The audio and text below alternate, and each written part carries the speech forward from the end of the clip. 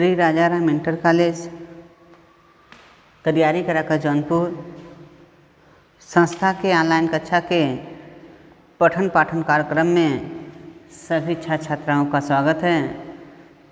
आज हम कक्षा 9 विषय सामाजिक विज्ञान पढ़ाएंगे।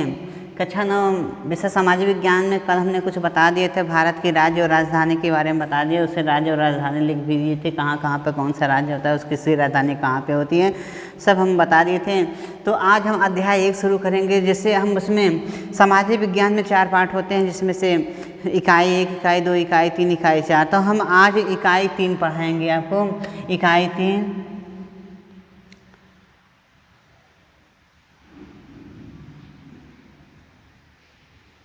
इकाई 3 है समकालीन भारत।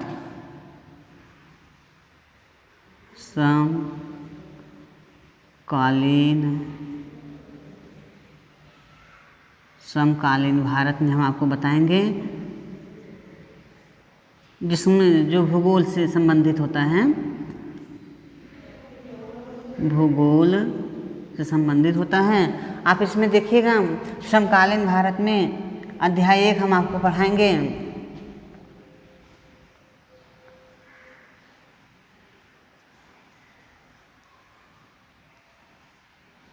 भारत, उसमें इसका क्या है, आकार एवं स्थिति पढ़ना है। आकार और स्थिति, आकार और स्थिति के बारे में पढ़ना है।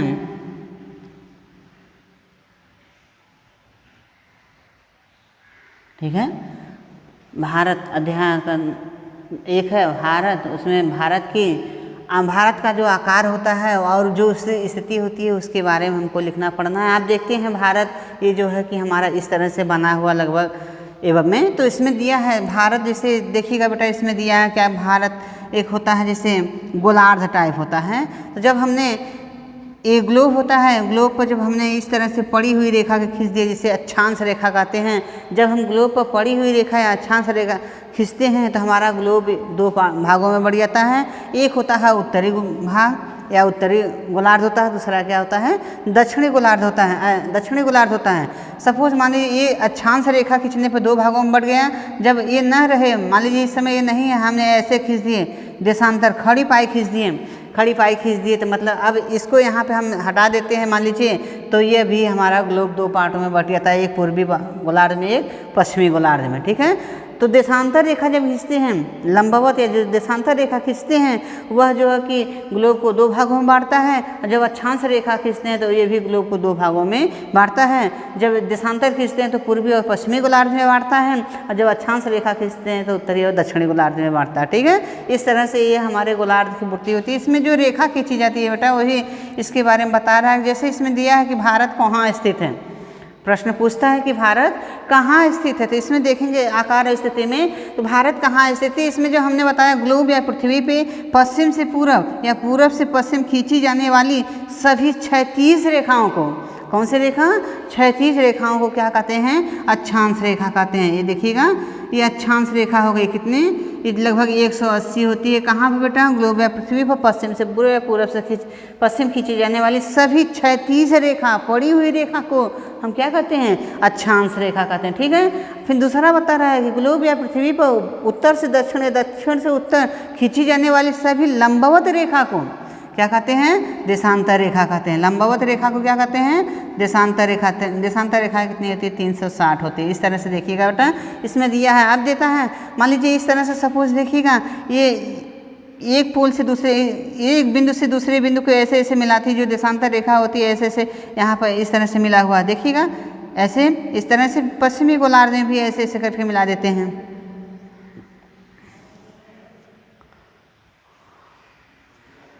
ठीक है। इस तरह से ये अच्छा देशांतर से भरा हुआ है। ठीक है। अब इसमें हम आप प्रमुख रूप से जो पढ़ना है, इसमें देखिएगा, एक यहाँ पे अक्षांश रेखा होती है, एक यहाँ पे अक्षांश रेखा होती है, और एक अक्षांश रेखा यहाँ पे होती है, दूसरी अक्षांश रेखा यहाँ पे होती है। इससे जो है, जो बीच वाली रेखा जो जिसे हम सर्वप्रथम माने थे, उसे भूमध्य रेखा कहते हैं या विषुवत रेखा, भूमध्य या विषुवत रेखा कहते हैं। ठीक है। विषुवत रेखा जो होती है बेटा वह भूमध्य या कहने का मतलब इस गोलार्ध को दो भागों में बांटती है। कौन कौन सा?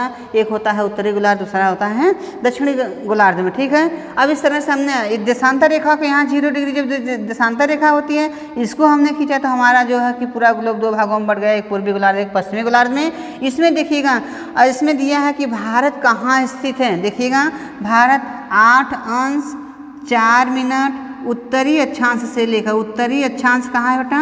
उत्तरी अक्षांश से लेकर, अब देखिएगा ये हमने कहा ग्लोब 0 डिग्री का है। 0 डिग्री से ऊपर जाते हैं तो 90 डिग्री यहाँ आते हैं, नीचे आते हैं तब भी 90 दक्षिण में आते हैं। अब ये कह रहा है कि उत्तरी अक्षांश, यहाँ से जाएंगे तो लगभग यहाँ से जाएंगे 1 2 3 यहाँ 8 अंश 4 मिनट से लेकर 37 अंश 6 मिनट, कहाँ तक? 37 अंश 6 मिनट उत्तरी अक्षांश के बीच। यहाँ से जाते हैं 8 से लेकर 37 यहाँ तक जाते हैं, 37 अंश 6 मिनट उत्तरी अक्षांश के बीच तथा 68 अंश, फिर क्या कर रहा है? 68 अंश, यहाँ पर देखिएगा ये जो होता है 68 अंश 7 मिनट पूर्वी देशांतर से लेकर 97 अंश 25 मिनट पूर्वी देशांतर के बीच भारत स्थित है। अब इसमें ग्लोब में देखिएगा बेटा कहाँ है? अब ये देशांतर 0 डिग्री से इधर जाएंगे तो 180, यहाँ पे 180 इधर हो जाएगा, 180 इधर हो जाएगा, तो कह रहा है पूर्वी देशांतर। कौन सा है बेटा यहाँ पे? पूर्वी देशांतर। पूर्वी देशांतर यहाँ से कहने का मतलब पश्चिम नहीं आएंगे, पूर्व की तरफ जाएंगे। 0 डिग्री से कहाँ जाते हैं? 68, कहाँ जाते हैं? 68 पे, लगभग 10 20 30 40 50 60 मान लीजिए यहाँ पे 68 होता है। ये 68 अंश 7 मिनट पूर्वी देशांतर से लेकर 97 अंश 25 मिनट पूर्वी देशांतर के बीच भारत स्थित है। तो कहने का मतलब हमारा भारत यहाँ पे स्थित है। समझ में आ गई बात? ये ग्लोब की बात बता रहे हैं, हमारा भारत यहाँ पे स्थित है। अब इस तरह से आपको पूछ देता है कि भारत किस गोलार्ध में स्थित है? किस गोलार्ध में स्थित है? गोलार्ध के हिसाब से देखिएगा, और इसमें 4 पार्ट हो गए बेटा, उत्तर पश्चिम, उत्तर पूर्व, उत्तर दक्षिण पश्चिम और दक्षिण पश्चिम और दक्षिण पूर्व पूछता है तो उसमें से कौन सही होगा? उत्तर पूर्वी भाग या उत्तरी गोलार्ध में यदि देता है तो उत्तरी पूर्वी गोलार्ध, ये सही पूरा स्पष्ट सही क्या होगा? उत्तरी पूर्वी गोलार्ध में भारत स्थित है। समझ है कि बात? अब इसमें देखना है बेटा कि भारत कह रहा है कि भारत की आकार और स्थिति के बारे में। तो भारत एक एशिया महाद्वीप के 7 महाद्वीप होते हैं, जिसमें से सबसे बड़ा महाद्वीप कौन सा है? एशिया भारत एशिया महाद्वीप के दक्षिण में स्थित है। और भारत इसकी स्थिति देखिए, भारत 8 अंश 4 मिनट उत्तरी अक्षांश से लेकर 37 अंश 6 मिनट उत्तरी अक्षांश के बीच तथा 68 अंश 7 मिनट पूर्वी देशांतर से लेकर 97 अंश 25 मिनट पूर्वी देशांतर के बीच भारत स्थित है। ये इसकी पहली हेडिंग क्या होगी? तो जैसे प्रश्न आपको पूछ देता है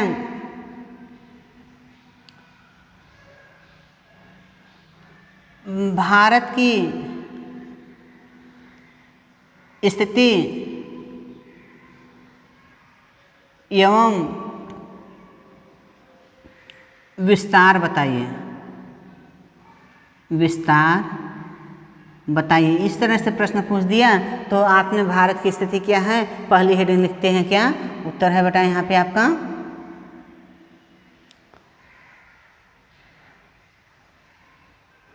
भारत की स्थिति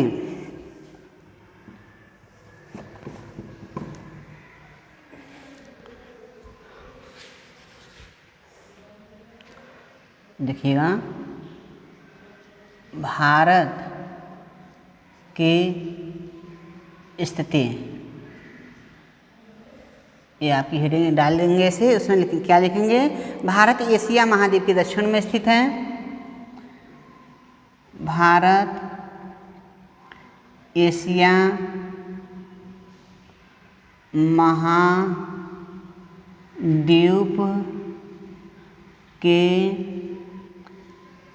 के दक्षिण में स्थित है। भारत 8 अंश 4 मिनट उत्तरी अक्षांश, समझ गए? ये उत्तरी अक्षांश हो गया। 8 अंश 4 मिनट उत्तरी अक्षांश से लेकर 68 अंश 7 मिनट लेकर 37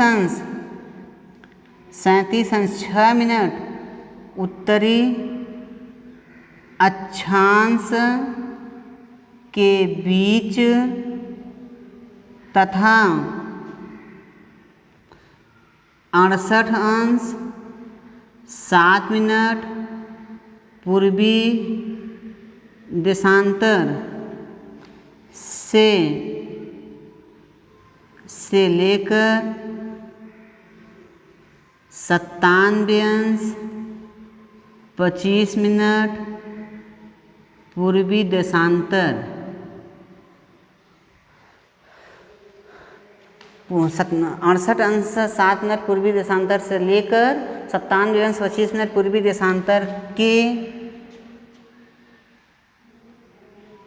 बीच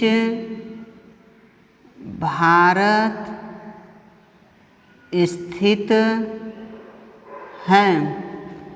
भारत के बीचों बीच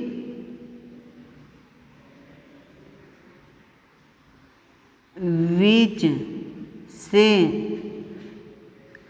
कर्क रेखा गुजरती है।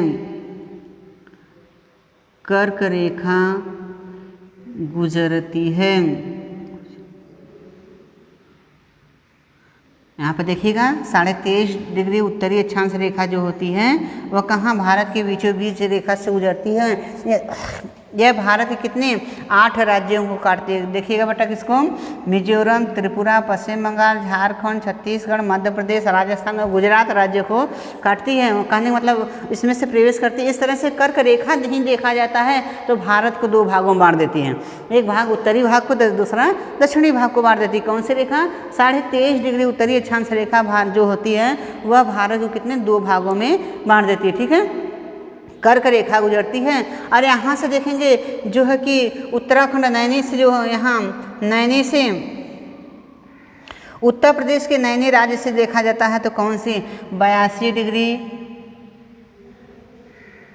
30 मिनट पूर्वी देशांतर रेखा। कौन सा पूर्वी देशांतर रेखा भारत की मानक देशांतर रेखा कहलाती है। ठीक है, बीचों बीच से कर्क रेखा गुजरती है। 82 डिग्री 30 मिनट